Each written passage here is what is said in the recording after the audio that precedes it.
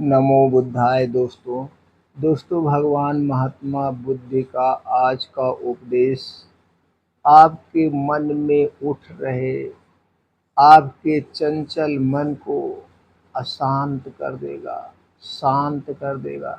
जो आपका मन अनेक विचारों से भरा हुआ है, वो सारे विचार दोस्तों शांत हो जाएंगे। आपके मन को ऐसा सुख मिलेगा जैसे दोस्तों सब कुछ सुख आपको मिल गया है। इसलिए मित्रों, इस वीडियो को ध्यान से सुनिएगा। सुनने के बाद भगवान महात्मा बुद्ध के इस उपदेश को जन जन तक पहुंचाने में सहयोग करिए। इस वीडियो को ज़्यादा से ज़्यादा लोगों तक शेयर करिए। भगवान महात्मा बुद्ध के अनमोल विचार सुनने के लिए, भगवान महात्मा बुद्ध की ज्ञान को प्राप्त करने के लिए चैनल को सब्सक्राइब कर लीजिए, बेल आइकॉन का बटन ऑन कर दीजिए, जिससे दोस्तों हर एक वीडियो की नोटिफिकेशन आपको मिलती रहे। दोस्तों, प्रातः काल दैनिक कार्यों से निवृत्त होकर गौतम बुद्ध के सभी शिष्य एकत्र हो गए। गौतम बुद्ध ने संदेश देना आरंभ किया और बोले, आज मैं तुम्हें ऐसे व्यक्ति की कथा सुनाता हूँ जिसके पास सब कुछ होते हुए भी वह दुखी था। गौतम बुद्ध ने कहना आरंभ किया, किसी नगर में एक सेठ रहता था। उसके पास लाखों की संपत्ति थी, बहुत बड़ी हवेली थी, नौकर चाकर थे। फिर भी सेठ के मन को शांति नहीं थी। एक दिन किसी ने उन्हें बताया कि आमुक नगर में एक साधु रहता है। वह लोगों को ऐसे सिद्धि प्राप्त करा देता है कि उससे मनचाही वस्तु मिल जाती है। सेठ उस साधु के पास गया और उसे प्रणाम करके निवेदन किया, महाराज, मेरे पास धन की कमी नहीं है, पर फिर भी मेरा मन बहुत अशांत रहता है। आप कुछ ऐसा उपाय बता दीजिए कि मेरा मन अशांत से दूर हो जाए, मेरे मन को शांति मिल जाए। सेठ ने सोचा कि साधु बाबा उसे कोई तावीज दे देंगे या और कुछ कर देंगे जिससे उसकी इच्छा पूरी हो जाएगी। लेकिन साधु ने ऐसा कुछ भी नहीं किया।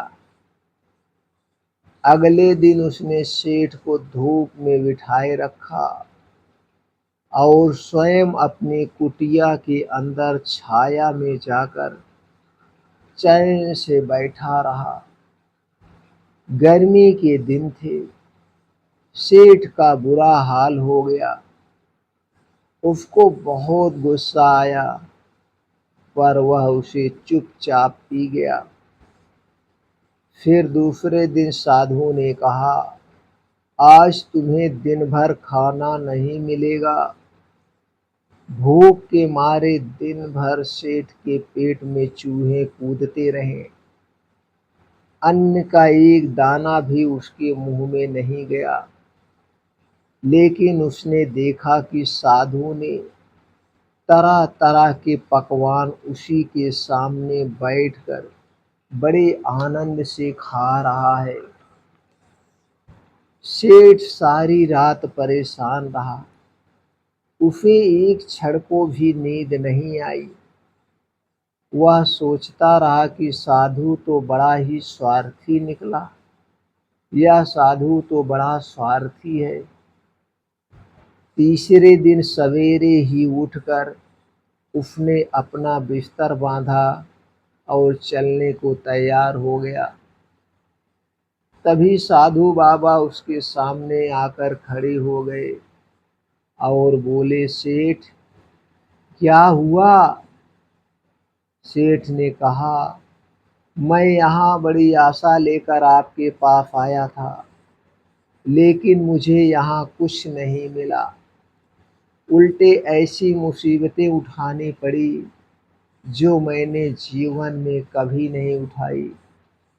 इसीलिए मैं जा रहा हूँ।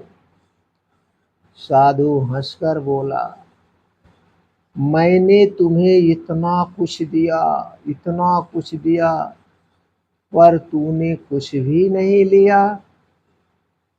सेठ ने विस्मय भाव से साधु की ओर देखा और बोला, आपने तो मुझे कुछ भी नहीं दिया। साधु ने कहा, सेठ, पहले दिन जब मैंने तुम्हें धूप में बैठाया और स्वयं छाया में बैठा रहा, तब मैंने तुम्हें बताया कि मेरी छाया तेरे काम नहीं आ सकती है। जब मेरी बात तेरी समझ में नहीं आई तो मैंने दूसरे दिन तुम्हें भूखा रखा और स्वयं खूब अच्छी तरह से खाना खाया, अच्छे अच्छे पकवान खाया। उससे मैंने तुम्हें यह समझाया कि मेरे खा लेने से तेरा पेट नहीं भर सकता है। मेरे खा लेने से तेरा पेट नहीं भर सकता है। सेठ, याद रख, मेरी साधना से तुझे सिद्धि नहीं मिलेगी।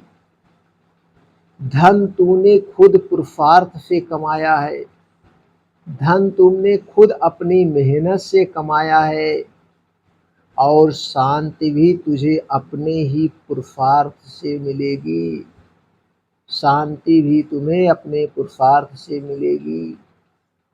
सेठ की आंखें खुल गई।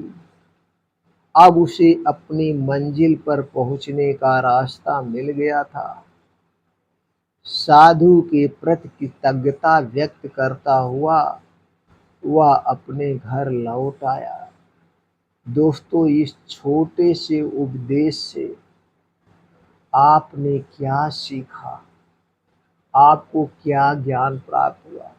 दोस्तों, आज हमारे समाज में लगभग सबकी यही चिंताएं हैं। जिसके पास 10-20 लाख रुपया है वो सोचता मेरे पास करोड़ों रुपए हो जाए। जिसके पास एक पुश्त का खाने के लिए है वो सोचता मेरी आने वाली 10 पुश्त सुखी रहे, मेरे पास कितना धन हो जाए। हर एक इंसान के मन में हर दूसरे की धन दौलत जमीन हड़पने की लालसा रहती है, ईर्ष्या भावना रहती है। तो दोस्तों, कहाँ से मन को शांति मिलेगी? कैसे मिलेगी मन को शांति? और आज यही कारण है दोस्तों, सब लोग चिंता डिप्रेशन के शिकार हो रहे हैं और जिसके कारण तरह तरह की बीमारियां हो रही हैं। दोस्तों, हमें अगर मन को शांत रखना है तो हमारे पास जो कुछ है हमें उसी में दोस्तों संतोष करना होगा, उसी में अपने आप को सुख रखना होगा।